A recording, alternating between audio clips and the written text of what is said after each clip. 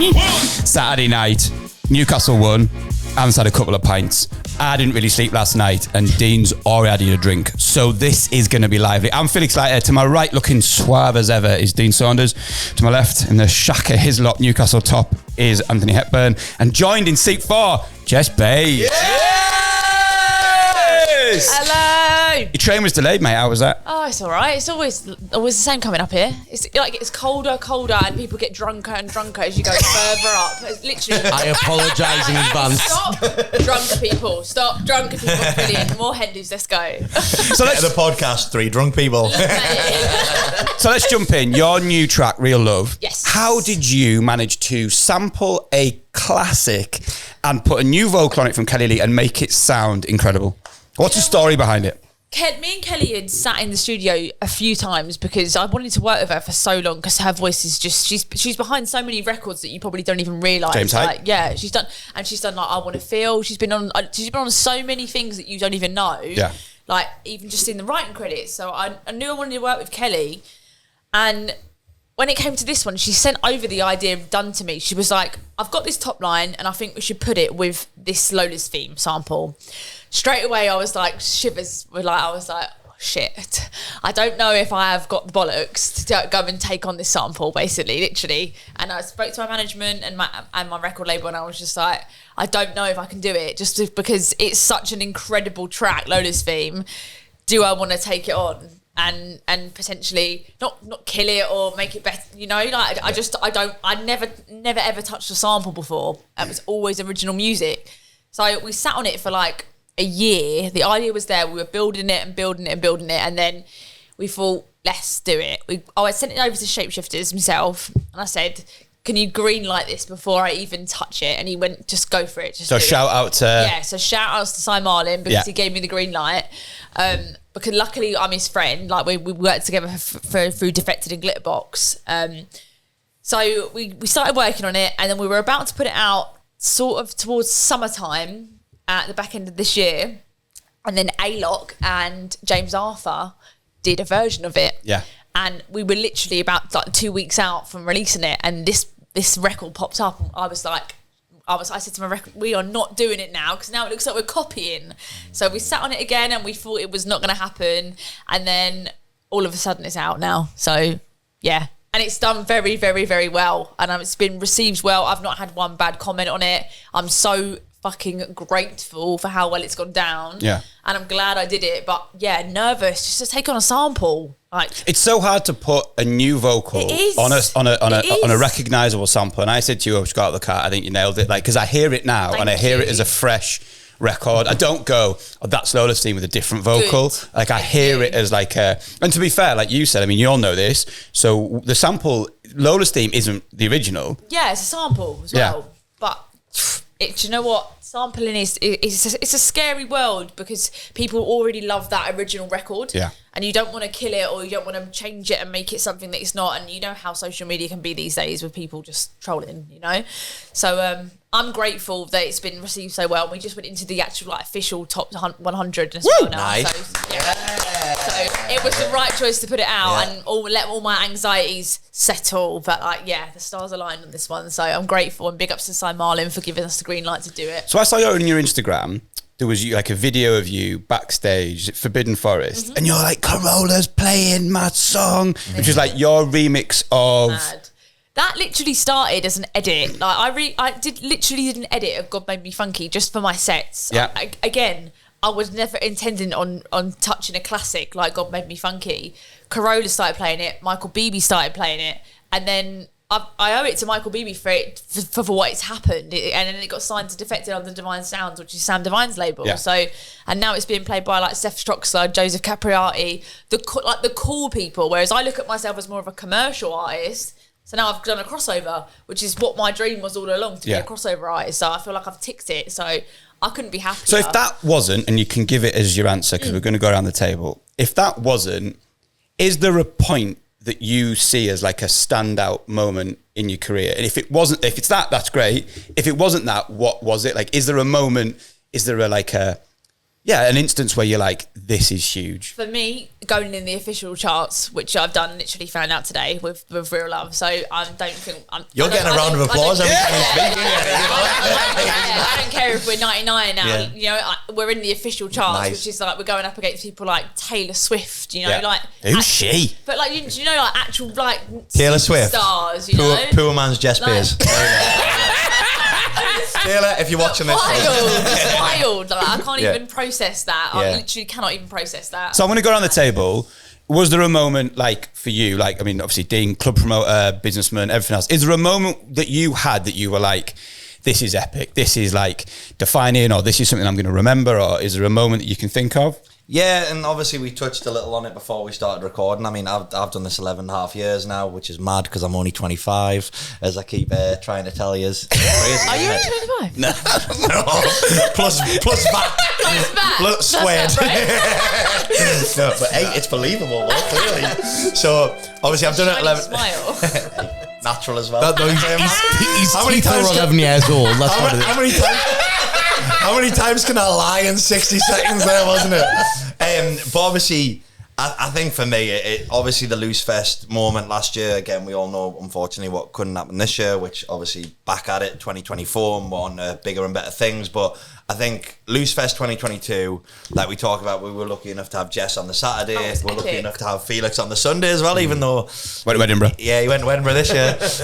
But obviously, it was incredible, wasn't it? And I think, like... that for me is it's the pinnacle. Someone who does promotion events, like we've done the events, like I say, 11.5 years, super successful. But the festival was always a dream, and to do that, even obviously year one at Herriton was. How much stress levels does it like going into a podcast? A festival. Sorry, like podcast is even more stressful than these two. How do you? We have no idea what you're talking about. How do you even put a festival on? I don't even. It is stressful, and obviously, levels. But then I think, like I say, when it gets to that weekend, and obviously 2022, when it was as successful as it was, you let all that stress out and you enjoy it even more. And I think that's why that's my pick for my favourite moment. That Saturday, especially of Loose Fest 2022, it was just incredible. And like, I think we were lucky the whole time you were on. It didn't rain. That was a good one. There literally was only one bit of rain on the day. I think it was when Example was on a bit later. Only time it rained. And weirdly, that kind of like worked with Example. Do you know what I mean? Like everyone's just jumping around and like... Yeah, 100%. So yeah, Loose Fest 2022 for me. Obviously, Loose Fest 2024. Jess Bays will be on again. We will overtake it. But I think that's the big moment for me. It was incredible. Do you want to go DJ or do you want to go chef? Do you want to go today when you've got Mortal? No. Or do you want to go Newcastle? What's a career highlight? I think the big thing for me personally was DJ and Download Festival, which obviously isn't a DJ festival. It's not a dance. It's nothing like that. That's an actual festival. Yeah, but I've done that 3 times, and the last time I'd done it, we'd done the Thursday night, and we had the tent, and there was no bands playing that night, so got to DJ a lot of rock music to 17,000 goths. Yes, and it was a very proud moment. But on a weird one, I'm going to do a Feel free to heckle him, by the way. Yeah, feel free. I'm going to do a Saunders moment on this one, but somebody we know, Phil Richardson, Big Philly, whose birthday is today, by the way. Shout Happy birthday, Phil. It just came back, and he's been on tour in the whole Europe with one of my favourite bands called Straight From My Path. And see my mate come back and just being fucking buzzing about what he's just achieved. Nice. It was like a lush moment for me. So I enjoyed that this week. So yeah, Download was class, but like see my friends do well, it's fucking mint. And yeah, I'm buzzing for Phil coming back. So I'm going to shout out, and you might get this. I was like, whatever it was, about 15 years ago now, when the first time that I had a track go on Beatport, and I was like, I remember like that day getting up and like refreshing, like 11:20 or whatever it is. Yeah, and then just, no, at this point I wasn't even thinking about charting or anything. I was just like, it's just on Beatport.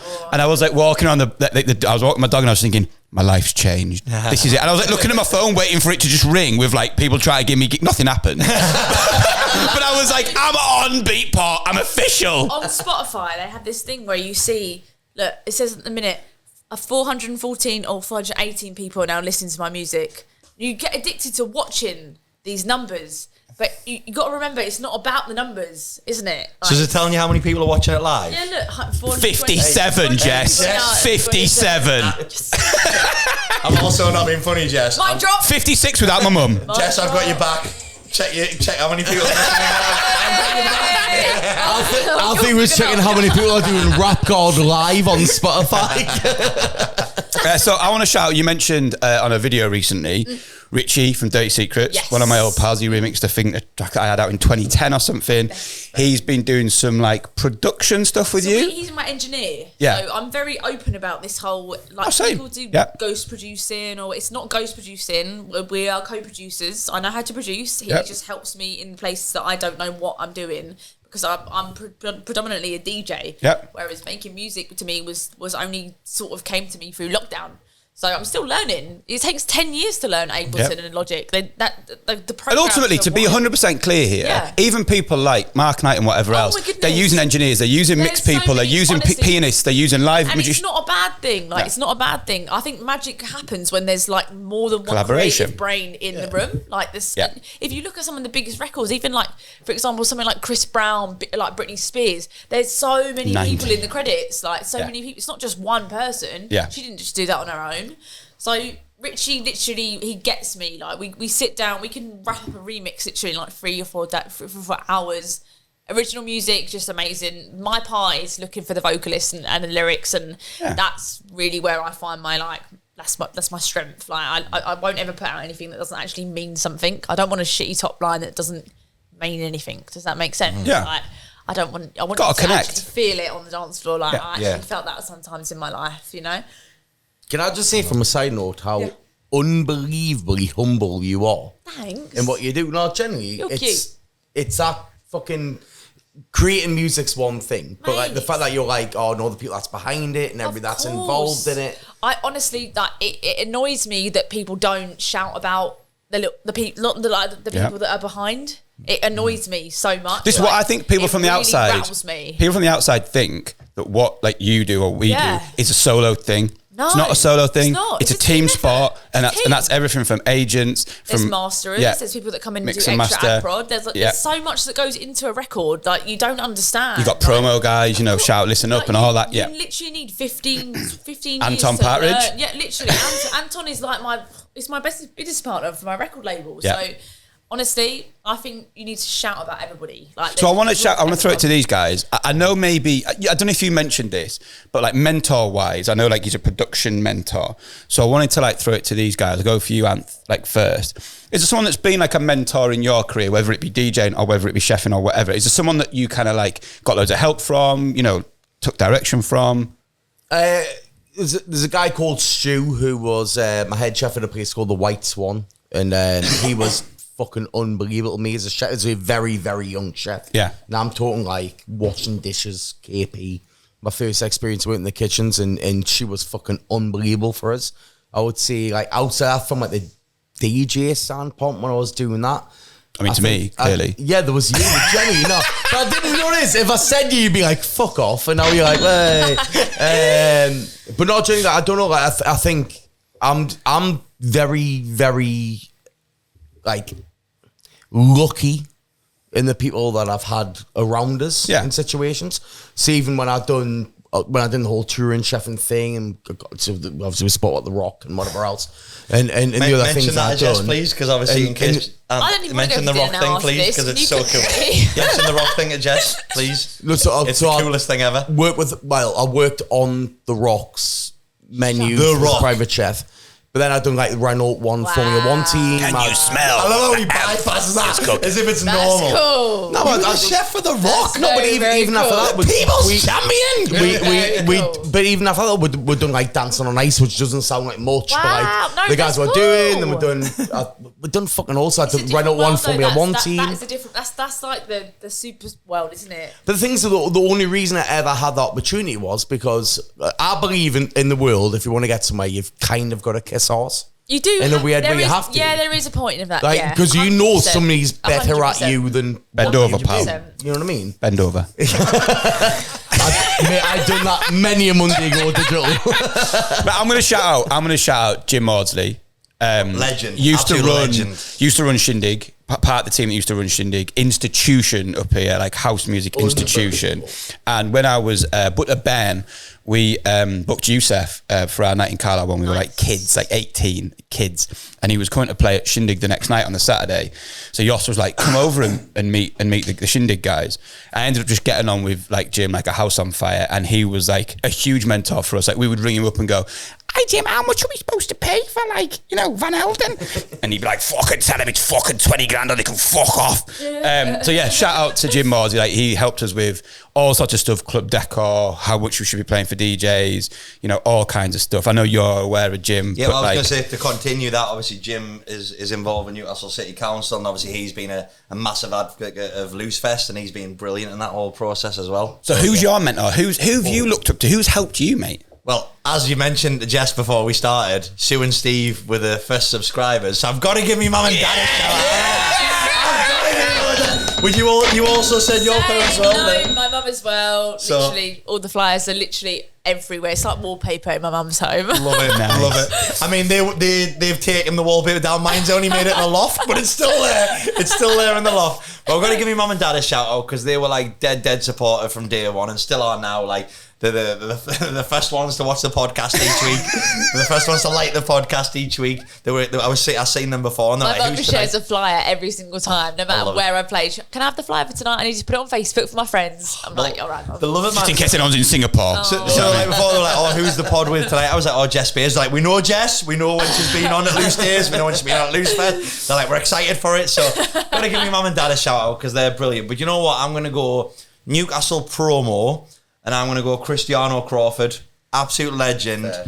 When I started Persistence 11 and a half years ago, again, mental because I'm 25. Obviously. I want to keep this lie going.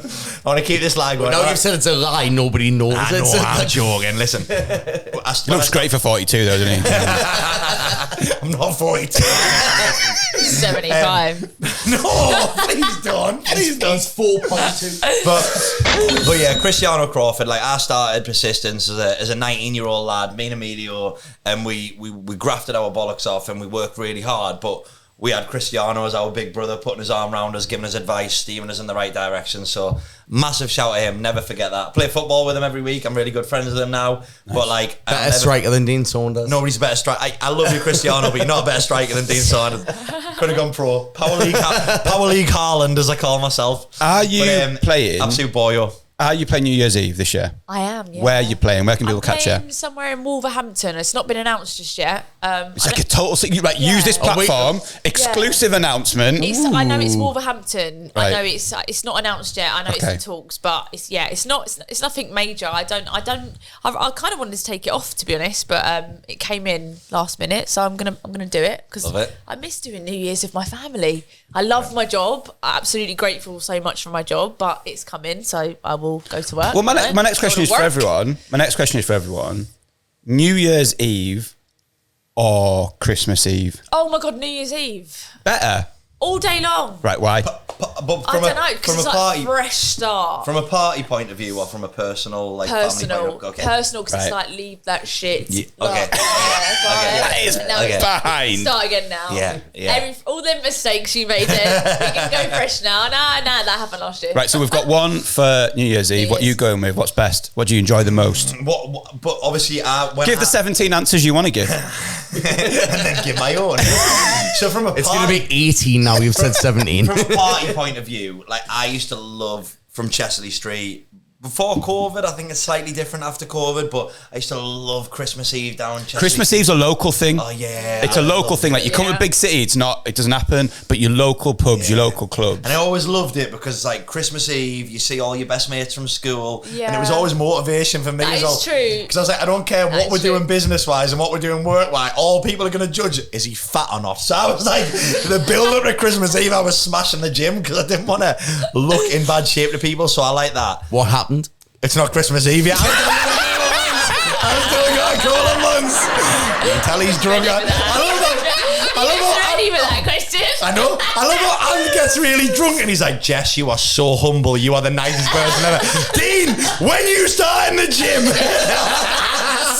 Literally. But I think Christmas Eve from like a night out point of view, I totally get your point of view. Like, I try and do New Year's Eve with my family till midnight. And then obviously, you know how like clubs are normally open until 6 o'clock onwards. Do you know how on New Year's scary Eve? it is doing the countdown as a DJ? Really? I played the same. I played the same. I've got it again this year and I'm shitting myself. I'm not doing it anymore, so I can admit this. I played the same pre-prepared countdown in digital for 10 years. You have to prepare it. It's got to be like to the point. Oh, it's so terrifying. If you get it... When you try to sync it up with a VJ as well, you try to sync it up with the visuals and everything. So it's like, yeah. Have you ever messed it up? It's the moment. I've not done it yet. Oh, you're right. This is I've never done it. I had it come in last year and I said no. Yeah. I had it come in for Ministry of Sound last year, I think, and I said I actually don't have my anxiety won't let me do it. I was like, I'm all right. I'll play the later one. So have we got an answer?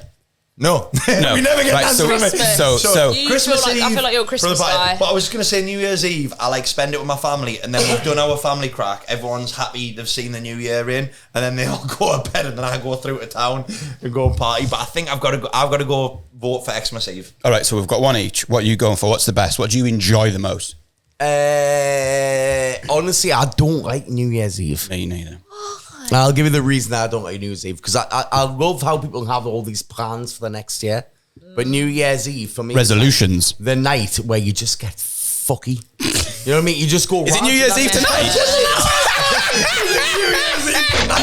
No, New Year's Eve's the 31st, but Newcastle won 4-1 today. Just for context, Jess, we're podcast number 19. I think so. This is number 19. He's never been this drunk. He's either really happy Newcastle have won or he's really excited for you or a combination, but he's never like this. Just fucky. But no, New Year's, honestly, my perfect New Year's Eve is like sitting house watching Jules Holland. Okay. You know, because I DJ'd for so many years. Jenny, I DJ'd Same. New Year's Eve all the time. I remember when you're saying about the fuck up on the New Year's countdown. Yeah. I done a 12-hour set at MSA.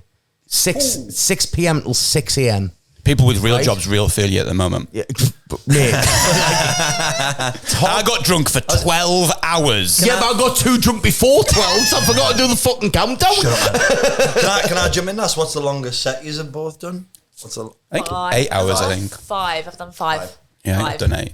But that was an after pie. Does it count? I did all night long, and Roger Sanchez jumped on as well for part of it, which was terrifying because he is an absolute mix master. Yeah, Put me I thought I could DJ. Pretty fucking useful. I cannot mix when you come up next to Roger Sanchez. I'm gonna go the same as you, man. Like I think I did about 16 consecutive New Year's Eve at Digital, and it's like it becomes such an institutionalized work thing that I'm just like, do you know what? I'd rather go out on like the 3rd of January when no one's around and just have my night out. I am dying for a New Year's with my family and friends. But I think I buy into like the whole romanticism of Christmas, like the idea of like watching a movie or maybe even opening like one present early, or like I think I buy into that so much more than the. Off for me. I'm not doing Christmas this year. Christmas is cancelled. No, I'm saying I'm not partying. All right. I'm cancelling Christmas. Fuck Christmas. I'm the sheriff of Nottingham. No, but that's good. For the first time, literally in 12 years, I'm having it with my family. But that's good. You work so hard through the year. You should be able to like choose a period where you can just chill. Like, because we say this, obviously, promoter 101, you can't go on your phone on Christmas. And I was saying I love that because we talked about that a couple of episodes ago, didn't we? I was like, on Christmas, I do not go on my phone. It's hard like, not to, isn't it? Those things, I still don't believe you on that. Goes on all the time. Yeah, well, as he said there, as I've been heckled there, they don't believe us I don't go on my phone on Christmas. But honestly, Christmas Day, it's family. Like, I don't go on my phone. As soon as it hits midnight, I'll just have a little You're sat having your fucking turkey with a one AirPod in. Well, actually, I'm going to interrupt that as well. I'm going to bring this into the conversation. I'm not a turkey. What meat do we all have on? Lamb. Lamb. Oh, love that. Mate. I'm a gammon and beef guy. I'm a gammon and beef guy. Hey, I'm a lamb girl. Really? See, I'm gammon and beef. Turkey is dry. Exactly. Dry. What are you? What about you? Unless you find the right chef. Yeah. Oh, we can't even find the right chef on this podcast. Never mind on Christmas. I think we're going to rock like a turkey and a bit of gammon this year. I think we're going to rock a bit. Gammon's the one. Like lamb. Right, I'm going to hit with. So we've got onto Christmas, right? I'm going to start with this worst Christmas present ever. Right. So I'm going to say about 15 years ago. I don't know if you ever had one of these. I used to have a Defected box bag. It was like blue, like the old vinyl like box bag. And I used to play a bit of vinyl on a Friday night at Tokyo and stuff. So I used to have like a blue Defected box bag, and it was a bit battered. Do you know what I mean? Because I'd gone like, I used to do a lot more touring and all the rest of it. So it was like, it would seem better days. I ended up getting like a Carhartt Defected like box bag afterwards, like a wheelie one. But an ex-partner got me a Vestax DJ bag. And it was that thing when I unwrapped it and I was like, I would not be seen dead with a Vestax DJ bag. Thank you very much. Went in the cupboard, sat there for about 8 months and just got thrown out. That was my worst ever Christmas present that I received. Anth. I need time to think. I'm like, I sent in them in advance. And I still didn't know that one. Worst ever Christmas present that you've received. Can I do Dean Let's Cop Out? Of course. So it's not mine. I didn't receive this. Did you give it? But my mum, as much as I love you, Carol Hepburn, and you're one of the subscribers as well, not only going to watch this, an ex-girlfriend I had a while back who was, how do I put this in a nice way? Was a fucking arsehole. Right. I love how you put it diplomatically though. My mum bought her a space hopper for her birthday as part of her birthday present, and just bought her a space hopper with no like reason as to why. She was like, oh, I thought it would be fun. So I seen like B&M or home. Was it inflated? Not like in the box. You've got to inflate it yourself. And it was just like the weirdest present worst ever. kind of Christmas present. You've got to like, do it's something just not to it. even a present. Just like why that even come in your The mind? only thing that like, blows my mind with that, I've never seen an uninflated space hopper. I'm actually really It's like a nappy. it's because you don't shop in B&M. don't. As we discussed before, I do They shop. don't sell them in All Saints. I don't internet shop. I don't ever get internet deliveries. I always go in. I'm an in-person shop. Jess, worst ever Christmas present that you've received? It was when I was I think I was about 16, and it was one of my cousins. I hope that doesn't watch this. What's the name? My mum will Can we I'm name not them? going to say her name. My mum will know Her name. We know it's a girl. Knee-high cowboy boots, purple cowboy boots, and I'm like, Match your hair. I'm gay. No, but at this point I was Right. like just finding out I was gay, so I literally dressed very, very, very boy-y. And one of my cousins brought me some knee-high cowboy boots, and I thought, okay, yeah, well, gonna wear those, aren't I? I'll wear Well, I'm those gonna wear all of those. never. Yeah, no, these boots are not made for very walking, much. bro. So, Honestly, so right there's now, if you give me purple cowboy boots, I'm wearing doing the big market. Like, So there's a famous moment, right, going back. Remember, I told you Shaq did the first ever episode, and I asked Shaq his favourite Christmas song, and Shaq described how one of the songs in Home Alone 2 is his favourite ever Christmas song. Dean didn't have an answer, so he just went, same. So I'm hoping he does the same with your answer about knee-high purple boots. What's your worst Christmas present you've ever received, Dean? Mentally, same. Do you know what? When you asked me, I thought I'd like buy time by sending to you first, have another drink. I still don't know. Like, am I just really appreciative? I think of what you everything are that's is- ever been That's bought. Yeah, for me? you're incredibly That's a polite. nice It's so nice. person. Yeah. Like, I can't think of anything bad. See, I think that's so. a nice person. I genuinely can't. I think Zav swerving when can I do a Saunders answer and said somebody else's present, and now you can't say somebody else's present. Do you know what it is? We're not a big present giving family. No, Like, I get you. I think we're close throughout the year as a family. I always dread this. He comes up with a game, doesn't tell us. Never tell what Dean. Could be Never anything. tell Jess. Dean. Sorry in advance. We're not like a big present giving family, so like we'll just, if someone wants something during the year, we'll do it. I don't know what's happening. So honestly, I'm gonna say I don't. I'm gonna do a cop out and say I don't think I've ever received a bad present. That's I think good. everyone's been really nice. Sorry, I don't have an If answer. anyone who wants to comment on this video, worst Christmas present they ever got, stick it on a comment below and we'll read out the best ones like on a future 100%. episode. Right, so we're going to do a game now that I think I'm going to call it Pictionary DJ Fucky, because you're involved. I love so Fucky. what's going to happen now is I'm going to show Jess and Dean a DJ name, and you are going to draw it as quickly as possible. You've got about less than 30 seconds. How am I gonna beat Lord. Jess? You can Google it if you don't know what they look like. I'm 100% gonna How are they drawing the DJ? They're going to draw the DJ or act, of which I show them, and then they're going to show you. God. You're hopefully going to work out who it is, but to be honest, it's not about you getting it right. It's about just basically you judging in your fucky way which one is funnier, better, more entertaining. I don't really care, but you're going to choose. We're playing best of three, okay? Are you good at drawing? No. Thank God. How long have they got to draw it? They've got about 30 seconds. Yeah, at which point, I don't know what we're going to fill somehow. I'm not sure. You two can choose. Well, because there's 4. Because some people have different coloured hair, Dean, that's why. Okay, this is the first act I want you to draw. Google it if you don't know what they look like. No, you're not supposed to look. Oh, I didn't. I couldn't see it. Hey, look. I was too busy going to Joel's trainer saying, can you get me a pair of them in size 9, please? It's got size 9 feet. It's tiny. What? Right, so Jess and Dean are drawing a DJ or dance act, and we are. I've still got the countdown thing. Have you seen one of this, Felix? Did you look there? I wrote it and showed you it. What do you mean? Do I know what it is? I showed you it. Why is this drawing is very bad? I think I'm going as daft as I could. Right, so I've put the countdown theme on. You can't hear it, but I've got headphones because I'm a show off. Right, so you got about 10. Can you not do like 9, I've just wiped it all 8, off. Had a white nose. 7, 6, 5, 4, 3, 2, 1. Right, now you've got to show Anth, and he's going to judge. Well, in fact, show the cameras first. Am So show I judging or guessing? So so you show your respective cameras. So your camera's over there. Jess, you can show it over there. Dean, show yours. That one, Dean. That You're one. that camera. Right, now show Anth. Wow. Okay. I mean, it's supposed to be. Can you guess which dance act or DJ they have both drawn? Helmet. If I'm honest, right, that looks like a Pokemon. It does look like a Pokemon! In yours, Jess, I thought Pokemon when I saw it. in yours looks like the guy trying to catch a Pokemon. It's supposed to be a helmet, if that makes any sense, and that's a visor. Okay. There is only one of them. Right, so I didn't run out of time. So mine's basically am I two just words. judging it Show it to on? the camera as you're discussing it. Mine's basically 2 words. There you go. Okay. We're back. Nice. Now. It looks like you've given the metal horns though. By the way, Oh. if you go, Yeah, no, maybe. like the metal horns. I like what you did. Yeah. I got that. Can you at this point guess the Jess, do you wanna DJ? guess it? I like- If Jess can guess it, I do like I what win? you did there. Can you, Even though she's read it. can you at this point guess the DJ or dance act that these two people have drawn for you? Absolutely not.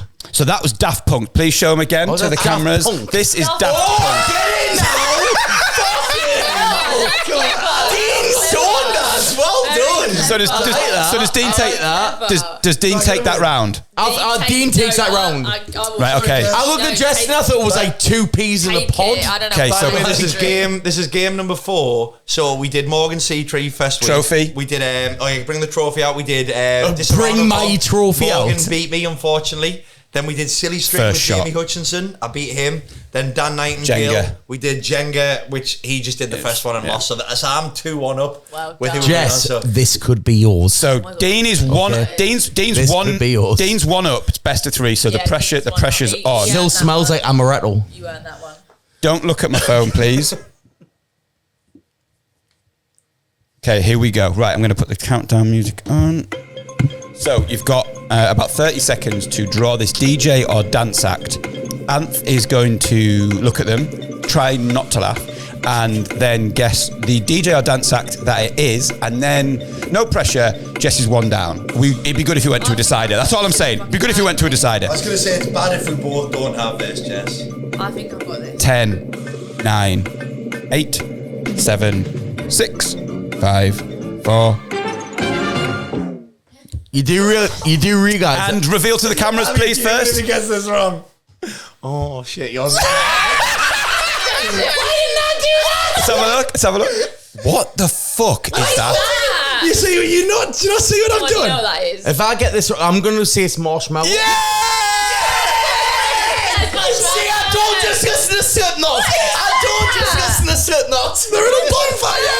They're in a bonfire with marshmallows. Come on, that's good. Is that not a bonfire with marshmallows? That is all right. That's why we're 1-0. Okay, we're going to the decider. We're doing 1-1. It's best of 3. Jess, Best of 3. I really appreciate you coming on. I think I've been Dunny, and that's obviously marshmallows. So it's best of 3. For the trophy, no expense spared. Is a high budget podcast, Jess. Don't know how much money you spend on your Drum roll, podcast, but have you seen this? So don't look at my phone. I feel hard done by. Oh, I don't know how to do that.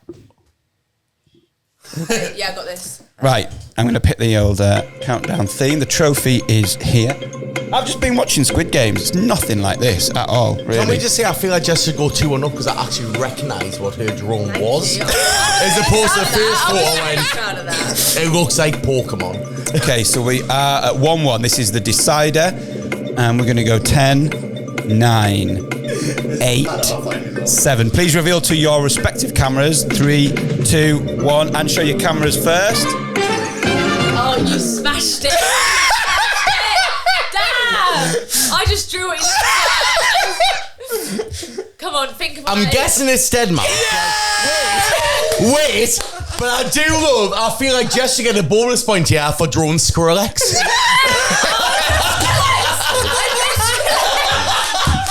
I'm sorry, Jess. As incredible as you are, I'm going to milk this.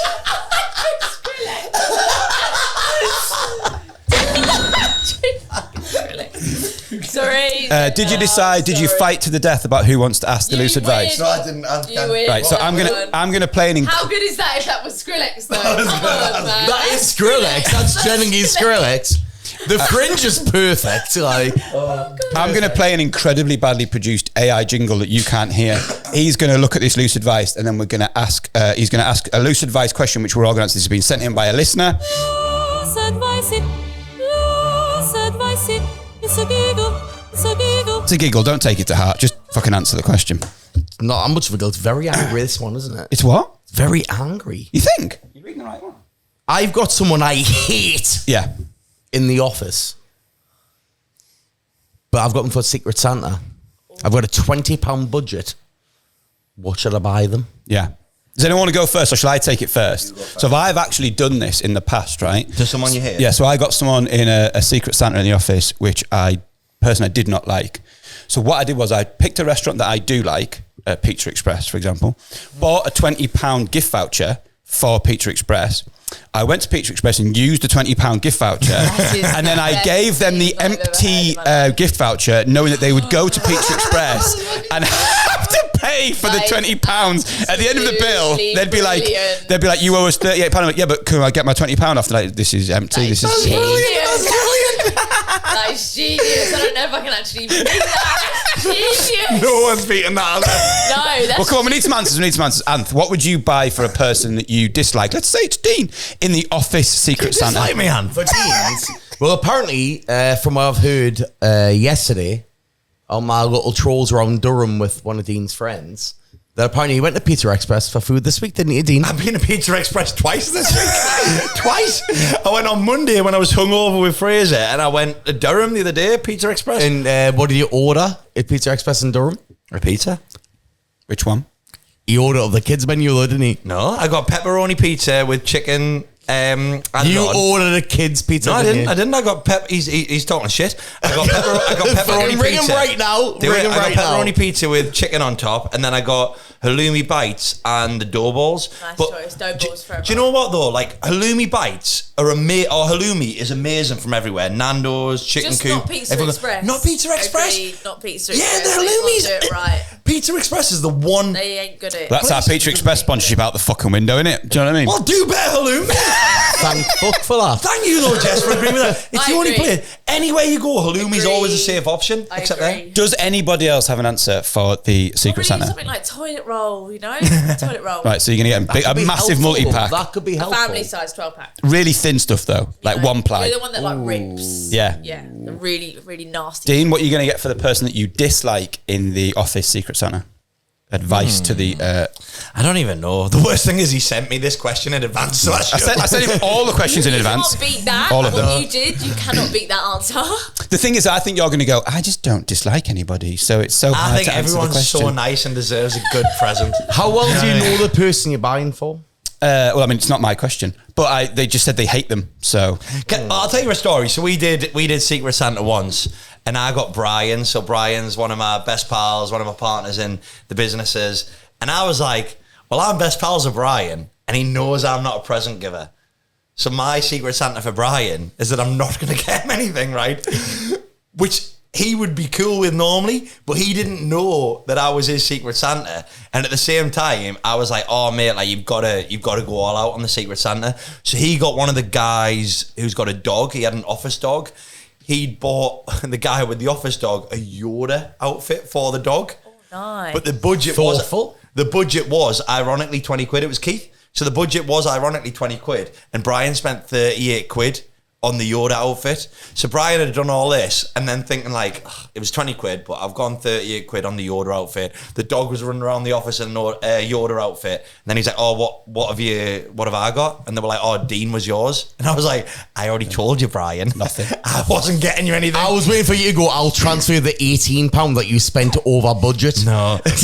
He was just fuming because he'd gone over budget. And the whole time I was going to Brian, I was like, whoever I've got, I'm not getting a thing for. And he's like, I get it because it's you, Dean. But then he and you fucking hate Christmas. So Jess is I playing. Hate, I like Christmas. I just don't know presents. I'm not very creative with presents. Jess is playing Carnival Fills tonight at Digital. She needs to go and get some food. I am. So thank you so much for coming on the podcast. Yay! Shout out. This podcast is going to come out in about 2 weeks. So any gigs you've got, shout out your record. Shout out any gigs you've got coming up over Christmas, New Year. Yeah, I'm just about to go to Australia, New Zealand, and Fiji next week. So that's my next challenge. I'm very excited to take over Down Under, although I'm literally bricking it for the spiders. You done it before? No, Is never. this the first time? Because of the spiders. Even when the offer started to come in, I was like, I don't know what I'm doing because of the spiders. But we move, and I'm going to see them. They're there, whatever. But, they're more scared of you than you are of them. I don't know, bro.